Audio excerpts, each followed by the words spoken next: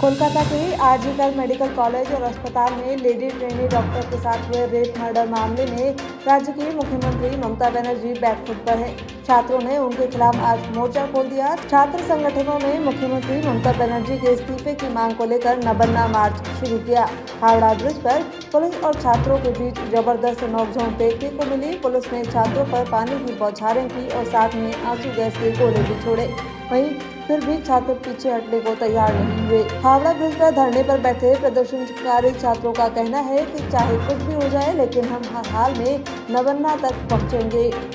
दिल्ली सरकार में मंत्री सौरभ भारद्वाज ने एक बार फिर से स्वास्थ्य सेवाओं सहित अलग अलग विभागों में बिगड़ी व्यवस्था को लेकर एलजी विनय सक्सेना पर हमला बोला। उन्होंने कहा कि दिल्ली के हर संकट के पीछे बीजेपी के एलजी होते हैं। हाल ही में दिल्ली के शेल्टर होम आशा किरण में 14 लोगों की मौत हो गई थी। इसकी जांच कराई गई। जांच रिपोर्ट में सामने आया कि दिल्ली सरकार समाज कल्याण विभाग के मातहत संचालित आशा किरण में डॉक्टर्स और अन्य स्टाफ की बड़े पैमाने पर कमी है।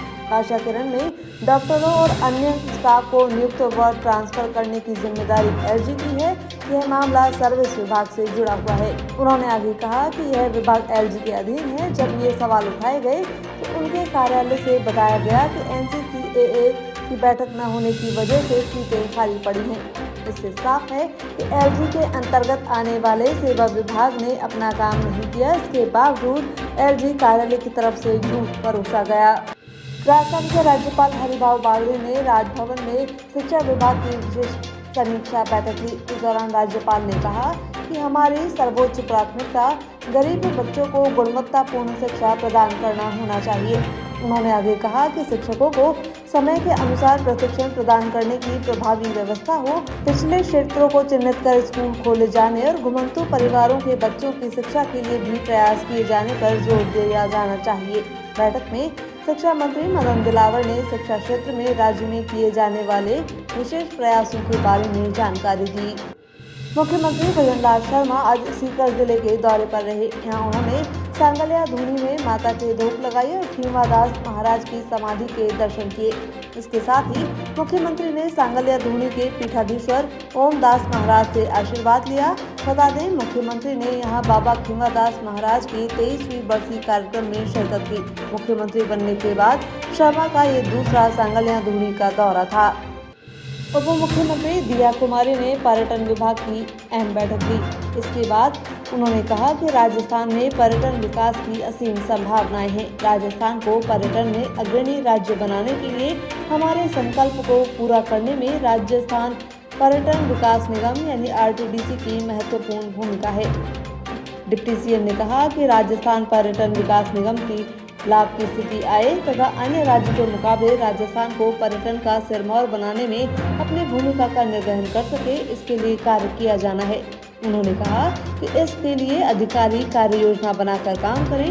इसके साथ ही अधिकारी ज़्यादा से ज़्यादा फील्ड पर रहकर नियमित रूप से और निरंतर बेहतर प्रदर्शन किए जाना सुनिश्चित करें। डिप्टी सीएम ने कहा कि आरटीडीसी पर्यटन विभाग की जिन बजट घोषणाओं को पूरा करने में एजेंसी के रूप में काम कर रही है, उन कामों को गुणवत्तापूर्ण रूप से लक्षित समय पर पूरा करना सुनिश्चित किया जाए। जयपुर के भांकरोटा में हेड कांस्टेबल बाबूलाल पैरवा की आत्महत्या करने के मामले में राज्य सरकार और परिवार पुलिस के बीच सहमति बन गई है।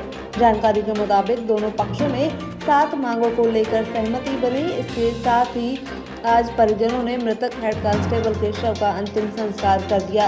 वहीं इस संबंध में जानकारी देते हुए डिप्टी सीएम प्रेमचंद बैरवा ने प्रेस कॉन्फ्रेंस भी की। PCC chief Govind Singh Dotasra PCC कार्यालय स्थित वार्ड रूम में उपचुनावों को लेकर आयोजित महत्वपूर्ण बैठक लेने के बाद मीडिया से रूबरू हुए। इस दौरान उन्होंने कहा कि चुनाव नजदीक हैं। हम यह उम्मीद कर रहे थे कि वन नेशन वन इलेक्शन की बात करने वाली भाजपा और देश के प्रधानमंत्री एक साथ चुनाव करवाएंगे। हरियाणा के चुनाव में भी भाजपा चाहती है कि अभी चुनाव नहीं हो। भाजपा ऐसा इसलिए चाहती है क्योंकि वहां उनकी हालत खराब है। डोटासरा ने उपचुनाव में कांग्रेस की जीत का दावा किया। विधानसभा में नेता प्रतिपक्ष टीकाराम जूली ने राजस्थान में नए बने जिलों की समीक्षा कर खत्म करने की कोशिश करने और लद्दाख में 5 नए जिले बनाने की दोहरी नीति को लेकर केंद्र और राजस्थान की भाजपा सरकार पर निशाना साधा। उन्होंने एक सोशल मीडिया पोस्ट में कहा कि राजस्थान में पूर्ववर्ती कांग्रेस सरकार ने आमजन की सुविधा के लिए नए जिले बनाकर ऐतिहासिक कार्य किया था। वहीं भाजपा की भजनलाल सरकार इन्हें राजनीतिक पूर्वाग्रह के कारण खत्म करना चाह रही है। दूसरी ओर चुनावी लाभ लेने के लिए केंद्रीय गृह मंत्री अमित शाह द्वारा आचार संहिता के दौरान केंद्र शासित प्रदेश लद्दाख में 5 नए जिले बनाने के फैसले करने की जानकारी दे रहे हैं। इसके साथ ही प्रतिपक्ष के नेता ने सरकार से कुछ सवाल भी पूछे। जोधपुर स्थित महात्मा गांधी अस्पताल के पीछे बने क्वार्टर में एक नाबालिग बच्ची के साथ गैंगरेप की घटना सामने आई है। मामले में जोधपुर के प्रतापनगर एसीपी अनिल कुमार ने कहा कि नाबालिग से हॉस्पिटल परिसर के पीछे की तरफ डंपिंग यार्ड के कमरे में वारदात हुई।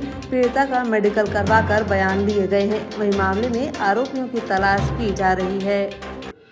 कल जहां देश प्रदेश में जन्माष्टमी का उत्सव मनाया गया, वहीं आज यानी जन्माष्टमी के दूसरे दिन विभिन्न स्थानों पर नंदोत्सव का आयोजन किया गया। कृष्ण जन्माष्टमी के दूसरे दिन यानी मंगलवार को शहर के आराध्य देव मदन मोहन जी मंदिर में राजभोग आरती के बाद कृष्ण जन्म के उपलक्ष्य में बधाई स्वरूप छाक लौटाने की परंपरा रियासत काल से चली आ रही है, जिसका निर्वहन परंपरा के अनुसार इस अवसर पर करौली राज परिवार के सदस्य पूर्व नरेश, कृष्ण चंद्रपाल, युवराज विसत्रपाल व मंदिर के गोसाई ने भगवान का प्रसाद भक्तों को बधाई के उपहार स्वरूप लौटाया।